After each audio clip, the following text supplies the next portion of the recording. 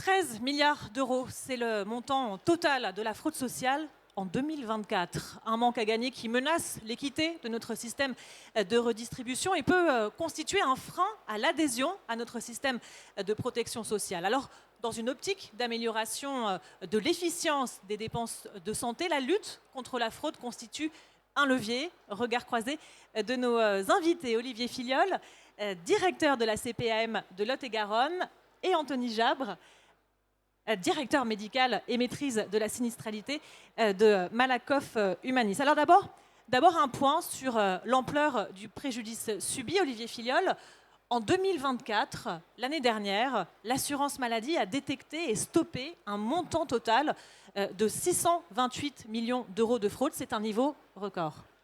Tout à fait, c'est effectivement un niveau record avec une augmentation de plus de 35% entre 2023 et 2024. Il faut dire qu'on a mis beaucoup de force en appui sur la détection des fraudes. Et on a non seulement effectivement détecté des fraudes avec un préjudice, mais surtout, je pense que ce qui est le plus important, c'est que sur ces 621 milliards dont vous parliez, millions d'euros, nous avons surtout 263 millions de préjudices évités. C'est-à-dire que, heureusement, nous n'avons pas payé, nous nous sommes rendus compte avant de payer. Donc ça, je pense que c'est quelque chose qui est très important et qu'il faut souligner. Alors du côté des assureurs complémentaires, Anthony Jabre, le préjudice a été estimé à 1,5 milliard d'euros et évidemment le coût de la fraude est nécessairement imputé à tous les assurés. Tout à fait. La fraude va dégrader l'équilibre technique global et se répercuter probablement les années suivantes sur les cotisations. Et c'est en cela que l'explosion de la fraude représente aujourd'hui une réelle menace sur le système de protection sociale en général. C'est le principe même de mutualisation qui est mis en danger. Alors pour qu'on comprenne bien, messieurs, qui fraude aujourd'hui et de quel type de fraude est-ce qu'on parle? Alors, traditionnellement, on dit que les assurés en nombre fraudent plus par rapport aux professionnels de santé, ce qui est une réalité, c'est-à-dire que grosso modo, les fraudes sont imputées pour 60% aux assurés. Pour autant, au niveau des montants, les fraudes imputées aux professionnels de santé sont beaucoup plus importantes que pour les assurés sociaux. Alors dans les fraudes, notamment en 2024, les plus représentatives, notamment au niveau des assurés, c'est la fraude aux arrêts de travail falsifiés. Alors j'en profite d'ailleurs pour vous faire une annonce, c'est qu'à compter du 1er juillet, il sera beaucoup plus difficile pour les fraudeurs de pouvoir frauder parce que d'abord on incite les médecins à prescrire leur arrêt de travail en dématérialisé. Donc, ce qui permet à l'arrêt de travail d'arriver directement dans notre système d'information. Et si les médecins ne peuvent pas dématérialiser leur arrêt de travail, ils devront utiliser dorénavant, à partir du 1er juillet, une attestation cerfatisée qui sera protégée et quasiment infalsifiable. Donc on devrait limiter considérablement cette fraude du point de vue des assurés. Sur les professionnels de santé, les professions de santé les plus, les plus fraudeuses sont à la fois les centres de santé, tout ce qui concerne l'audioprothésiste, et les infirmières qui sont aussi infirmières et masseurs, qui sont des professions qui potentiellement peuvent frauder, mais là aussi je tiens quand même à souligner que très peu de professionnels de santé fraudent. Voilà, on est vraiment sur une toute petite minorité. Mais par contre les montants sont souvent malheureusement très élevés. Et du côté des mutuelles, Anthony Jabre, dans leur viseur, il y a les secteurs de l'optique, de l'auditif également, du dentaire. Pour quelles raisons? Alors, chez Malakoff Humanis, déjà, on fait le même constat. On a bien 80% du préjudice qui est à l'initiative des professionnels de santé et 20% qui va être chez les assurés. Alors, pourquoi optique, audio, dentaire? Déjà parce que dans le ticket modérateur que les OCAM remboursent aujourd'hui, c'est là où le risque est le plus important. La part sur les infirmiers, infirmières, sur les transporteurs est bien plus faible que pour la sécurité sociale. Donc c'est pour ça qu'on va sur ces domaines-là. Ensuite, sur ces domaines-là, on fait exactement les mêmes constats.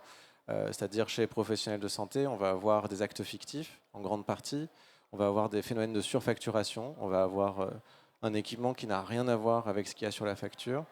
Et chez les assurés, on a essentiellement des faux documents en grande quantité, bien alimentés par les réseaux sociaux, avec une belle diversité, hein, c'est remarquable. Et ça ne va pas s'arranger avec tout ce qui est intelligence artificielle générative, mais aussi les faux arrêts de travail. Mais nous, on est plus sur le risque long. Et donc là, on va retrouver des cas assez extraordinaires sur l'exagération de l'état de santé, notamment. Donc des invalides, par exemple, qui sont censés être en invalidité, qui vont avoir une vie totalement normale. Et donc, c'est face à ces phénomènes-là, enfin, on fait face à ce type de fraude-là. Et alors, puisque vous l'évoquez, les réseaux sociaux, j'ai en tête ces kits de faux arrêts de travail qu'on trouve justement sur les réseaux sociaux. Est-ce que cela vous conduit à dire, et je m'adresse à vous deux, qu'il y a aujourd'hui une professionnalisation de la fraude? Est-ce qu'il y a davantage de fraude également à cause du numérique? Alors oui, clairement, il y a une professionnalisation de la fraude. Il y a 10 ans, on prenait un blanco et puis on essayait de faire ce qu'on pouvait, et on envoyait ça marchait pas. Aujourd'hui, sur les réseaux sociaux, on trouve des kits complets, mais avec le mode opératoire complet, qui va permettre d'avoir et le faux document, et comment il faut l'envoyer, et ce qu'il faut répondre si on nous envoie telle demande complémentaire, etc. Donc en fait, oui, il y a une professionnalisation. Par contre, il y a un paradoxe sur les réseaux sociaux, et ça, c'est ce qu'on a constaté chez Malakoff Humanis, c'est quelque part, ça a gonflé très vite. Mais quand on a déployé nos systèmes de lutte contre la fraude et qu'on a réussi à les stopper, ça s'est dégonflé aussi vite parce que sur les réseaux sociaux, en fait, ça circule très vite. Et quand ils savent que chez Malakoff Humanis, ça ne marche pas, eh ben, ça s'est arrêté aussi vite que ce que ça a démarré. Donc c'est assez intéressant. Les réseaux sociaux peuvent être aussi notre arme si on les utilise bien.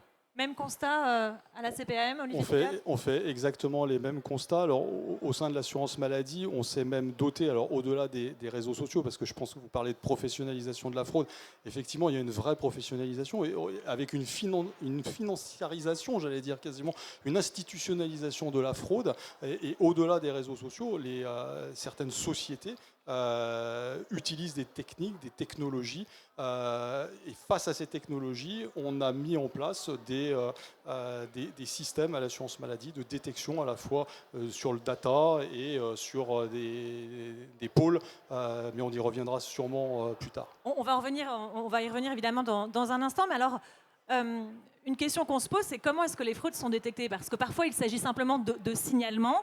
Mais le gouvernement, on le rappelle, a fait de la lutte contre la fraude une priorité avec l'objectif de détecter 2,4 milliards d'euros de fraude entre 2024 et 2027. À l'échelle nationale, il y a une stratégie aussi beaucoup plus efficace aujourd'hui avec le renforcement des moyens technologiques grâce à ces nouveaux logiciels de détection que vous évoquiez à l'instant. Renforcement aussi des moyens humains. 6 unités d'enquêteurs judiciaires, je crois, ont été créés.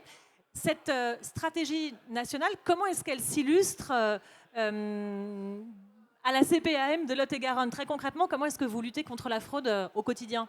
Alors effectivement, ces 6 pôles interrégionaux d'enquêteurs judiciaires interviennent au niveau régional, voire interrégional. C'est-à-dire qu'aujourd'hui, nous sommes épaulés, nous, la caisse primaire du Lot-et-Garonne, par le pôle qui est situé à La Rochelle, qui intervient à la fois sur l'ensemble des CPAM de Nouvelle-Aquitaine et également sur les CPAM d'Occitanie.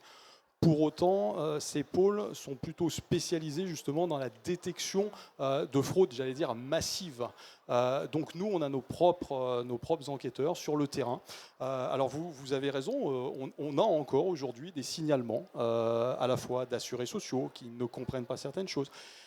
Il faut savoir que l'assurance maladie, depuis déjà de nombreuses années, au-delà même de la lutte contre la fraude, utilise des systèmes data dans la gestion du risque, si vous voulez, de maîtrise médicalisée. C'est-à-dire que nos outils nous permettent de détecter des choses qui, a priori, nous paraissent un peu bizarres. Et c'est là que les enquêteurs vont faire, comme des enquêteurs de police judiciaire, vont faire leurs propres enquêtes auprès d'assurés sociaux, etc. Donc voilà, c'est un petit travail de fourmi. Et sinon, nos systèmes d'information nous permettent de travailler, par exemple, à partir d'un chiffre d'affaires d'un kiné, d'une infirmière, vont nous permettre de se dire, ce chiffre d'affaires nous paraît étrange. Donc derrière, on va redétailler la totalité des actes, etc. Et on s'aperçoit que malheureusement, certains sont tentés de frauder. Voilà, donc en fait, mais c'est un travail au quotidien. En octobre dernier, Malakoff Humanis a lancé une campagne de sensibilisation à la lutte contre la fraude, Stop à la fraude, mais finalement cela fait plus de 10 ans que vous vous êtes emparé du sujet. Vous avez déployé un certain nombre de moyens en matière de gestion du risque, de lutte contre la fraude, lesquels précisément? Alors oui, chez Malakoff Humanis, on a une approche humaine et technologique sur la lutte contre la fraude, avec un système global qui va mêler à la fois des technologies en intelligence artificielle et des opérationnels experts de leur domaine. Donc, dans un système classique, on va avoir d'abord un algorithme de fraude documentaire qui va analyser un document qui nous vient. Si ça passe, il y a un algorithme en cohérence qui va analyser ça, que ce soit en santé ou en prévoyance. Est-ce que c'est cohérent qu'un couple de 22 ans fasse faire les 2 oreilles chez un audioprothésiste? Peut-être pas. Donc ça peut donner une alerte. Et ensuite, s'il y a une alerte, un expert va analyser cette alerte et prendre une décision. Et en parallèle de tout ça, on a le même système un peu big data où on va re-questionner nos algos un peu à froid et regarder s'il n'y a pas des atypies qui traînent qu'on n'aurait pas vu dans ce système qu'on a mis en place. Donc c'est ce qu'on a aujourd'hui et qui nous permet d'avoir des résultats très bons. Mais pour revenir sur la campagne, qui est assez remarquable et audacieuse finalement, hein. Il faut avoir des services de la communication audacieux pour faire une campagne comme ça. Ce qui est intéressant, c'est que finalement, on doit associer aussi les adhérents, nos entreprises, dans cela, parce que ce sont les premiers, finalement, les premières victimes de la fraude, puisque derrière, ça va se répercuter sur les cotisations, comme je disais au début. Donc, c'est bien tous ensemble qu'on va lutter contre la fraude, et pas seulement juste avec des technologies. Il faut aussi des bonnes idées. Est-ce qu'il y a aussi, une fois qu'on a détecté la fraude, une politique de fermeté à l'égard des fraudeurs? Olivier Filleul, sanctions durcies peut-être pour les professionnels, plus de poursuites vis-à-vis des particuliers? Alors, il n'y a pas de distinction réelle entre assurés et professionnels de santé. C'est-à-dire que la sanction va être exactement la même, proportionnée de la même manière. Simplement, effectivement, la loi de finances de 2024 a permis aujourd'hui aux directeurs de caisses primaires de renforcer la politique en la matière, un durcissement, comme vous disiez. C'est-à-dire que jusqu'à présent, nous, ce qu'on réclamait, si nous n'allions pas activer la voie judiciaire, donc du coup pour une fraude réelle, donc aller au pénal, dans ce cas-là, nous récupérons les sommes indûment versées. Aujourd'hui, on a la possibilité, par rapport à l'indu, je ne sais pas, je vais dire, il y a un indu, une fraude de 100 000 euros. Aujourd'hui, on a la possibilité de tripler le montant de cet indu. C'est-à-dire que non seulement la personne va nous rembourser les 100 000 euros, multipliés par 3. Donc oui, c'est relativement incitatif. Alors, ça peut aller jusque-là. Et c'est vrai aussi bien sur les professionnels de santé que sur les assurés sociaux. Donc oui, il y a un vrai durcissement. Moi, je crois... franchement, l'assurance maladie ne poursuit pas un rôle vraiment de poursuite contentieuse. Je pense que ce qui est le plus important, c'est la pédagogie. Je suis tout à fait d'accord avec ce qui vient d'être dit précédemment. C'est-à-dire que la fraude, c'est l'affaire de tous. Et donc, par rapport à ça, on doit vraiment sensibiliser les médecins et les assurer et faire savoir voilà, qu'en définitive, on est plus fort qu'eux et qu'on arrive de toute manière à détecter leur fraude et qu'ils vont se faire prendre d'une manière ou d'une autre. Donc ça, je pense que réellement, c'est le plus important. Donc on a relativement peu de suites contentieuses, vraiment dans les cas les plus, les plus graves, les plus massifs. Mais très généralement, on utilise plutôt le processus de la pénalité qui marche très bien.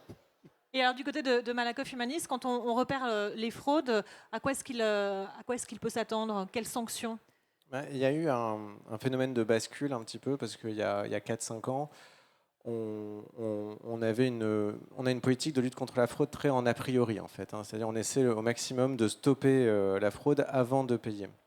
Et donc, il y a pas mal de cas où on n'a pas de préjudice, ou un préjudice très faible, alors qu'on a des faux documents, qu'on a vraiment une volonté de frauder qui est réelle. Depuis 2 ans, on a une politique qu'on appelle impunité zéro, et donc aujourd'hui, on porte plainte systématiquement pour toutes les fraudes avec des documents avérés qu'on a devant le procureur de la République, et on alerte l'assuré, le professionnel de santé, qu'on a porté plainte. Et ça participe en fait à l'effet dissuasif, notamment sur les réseaux sociaux. Ça reboucle avec ce qu'on disait avant, mais ça se sait. Et donc, ça fait peur, même si on ne va pas se cacher. Les tribunaux n'ont pas forcément la capacité de recevoir toutes ces plaintes, mais en même temps, ne serait-ce que pour le symbole, il faut le faire. Je voudrais rappeler. Pardon.